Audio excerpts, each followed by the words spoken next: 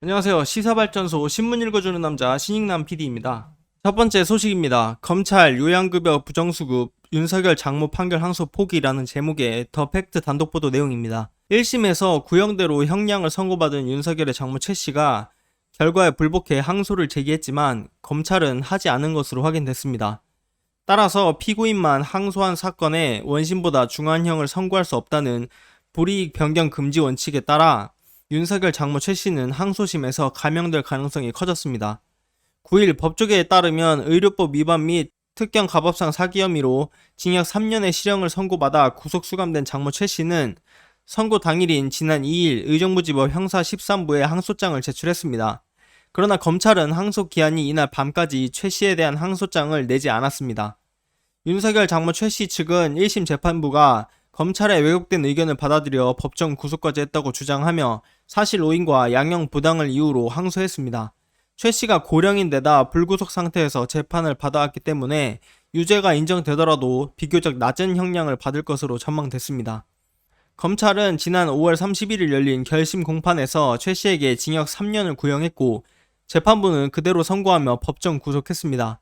당시 재판부는 피고인은 책임 면제각서를 받는 등 자신의 책임을 은폐 축소하는 데만 관심을 기울였다며 그 결과 일부 투자자의 투자금은 피고인의 투자금 회수에 쓰이는 등 피해가 더욱 확대됐다는 점에서 비난 가능성이 매우 크고 죄질도 불량하다고 지적했습니다. 윤석열 장모 최 씨는 지난 2013년 동업자 3명과 함께 의료재단을 설립한 뒤 같은 해 2월부터 경주 파주시의 요양병원을 개설해 2015년까지 운영하면서 국민건강보험공단으로부터 요양급여 22억 9천만 원을 타낸 혐의입니다. 검찰이 최 씨 혐의가 모두 유죄가 된 점과 구형대로 형량을 받은 점을 들어 항소를 포기함에 따라 항소심은 검찰 측 반박 없이 최 씨 측이 형량의 부당함을 호소하는 식으로 진행될 전망입니다. 첫 번째 소식 마무리하겠습니다.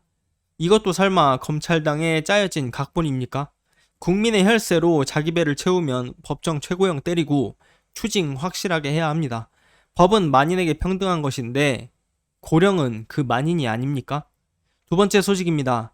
문 청와대 압수수색 주진우 전 검사 뉴스타파 MBC의 패소라는 제목의 연합뉴스 기사 내용입니다. 주진우 전 부장검사가 민정수석실에 근무할 당시 검찰 전관 출신 변호사와 유착한 의혹을 제기한 언론사들을 상대로 정정보도 청구 소송을 냈으나 1심에서 패소했습니다.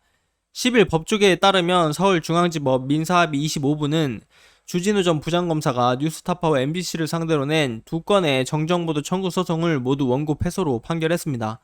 앞서 뉴스타파는 2019년 9월 죄수와 검사 연재에서 검찰 정관 출신인 박수종 변호사의 통화 목록을 입수한 결과 현직검사 22명과 통화한 기록을 발견했다고 보도했고 MBC도 같은 해 10월 같은 취지의 방송기사를 내보냈습니다.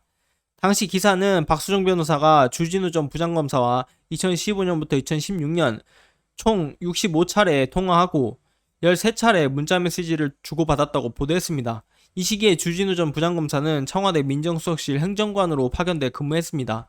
검찰이 박수종 변호사의 금융범죄 혐의를 덮은 정황이 있으며 그 정황 가운데 하나가 주진우 전 부장검사를 비롯한 현직 검사들과 박수종 변호사의 여러 통화 내용이라는 것이 기사의 내용이었습니다. 이에 주진우 전 부장검사는 2019년 10월에 뉴스타파를 상대로 같은 해 11월에는 MBC와 뉴스타파 두 회사 모두를 상대로 정정보도를 청구하는 소송을 제기했습니다. 그는 재판에서 두 언론사가 박수정 변호사 사건에 관여했다고 단정적인 어조로 피력해 허위사실을 적시했다고 주장했습니다. 하지만 재판부는 보도 내용이 진실하지 않다고 단정하기 어렵다며 청구를 모두 기각했습니다. 재판부는 원고가 청와대 행정관으로 근무하던 시기 원고와 박수정 변호사가 한 통화 47건과 문자 31건 등의 내역이 인정된다며 피고들이 지적했듯 연락 시기와 빈도가 박수정 변호사 관련 수사 일정과 일정한 관련성을 보이는 패턴이 있었다고 인정했습니다. 또 범죄 혐의자 혹은 수사 피의자 같은 기관에 근무한 경험이 있는 검찰 출신 청와대 행정관 사이에 상당한 횟수의 연락이 이뤄진 사정은 그 자체로 관련 수사의 공정성을 향한 의심을 일으키는 정황이 아니라고 볼 수 없다고 지적했습니다. 주진우 전 부장검사는 2018년 12월 서울 동부지검 형사 6부장 재직 시 반부패 비서관실, 특별감찰반 등 청와대를 압수수색했습니다. 당시 특감반에서 근무한 김태우 검찰수사관이 민간인 사찰 의혹을 제기한 데 따른 것입니다. 이어 지난 이듬해 3월에는 환경부 블랙리스트 의혹과 관련해 김은경 전 환경부 장관에 대한 구속영장을 청구했고, 김은경 전 장관과 신미숙 전 청와대 비서관을 기소하기도 했습니다. 이번 소식 마무리하겠습니다.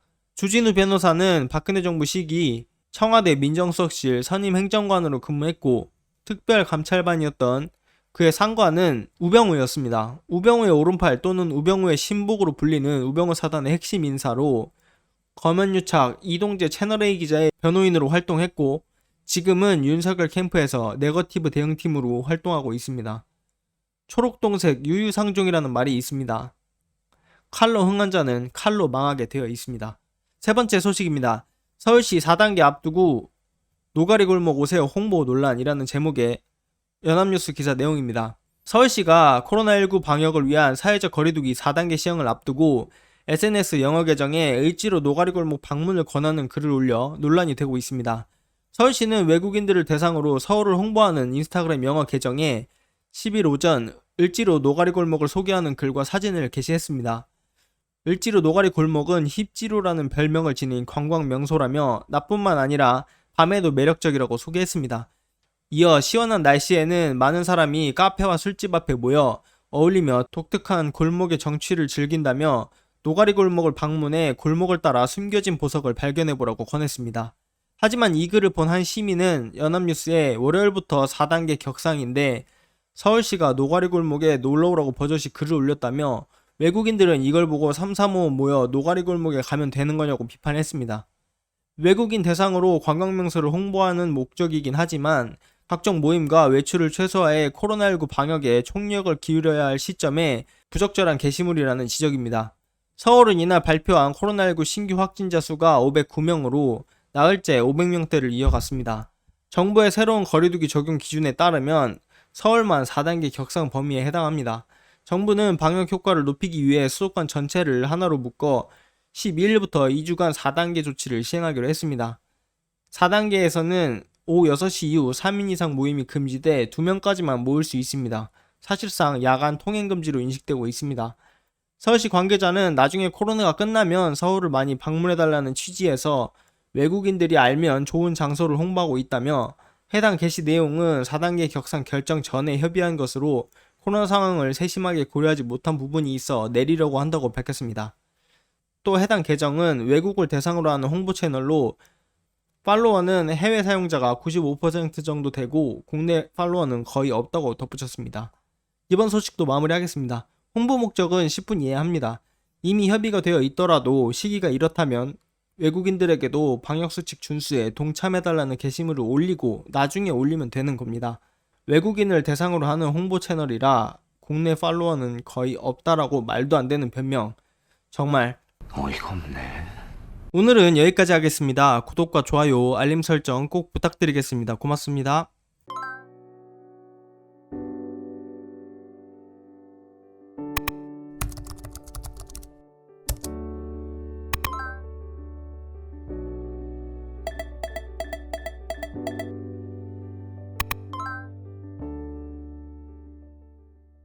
안녕하세요. 시사발전소 소장 한지입니다. 시사발전소는 진실을 찾는 민주언론으로서의 역할을 다하기 위해서 다양한 방법으로 활동을 이어나가고 있습니다.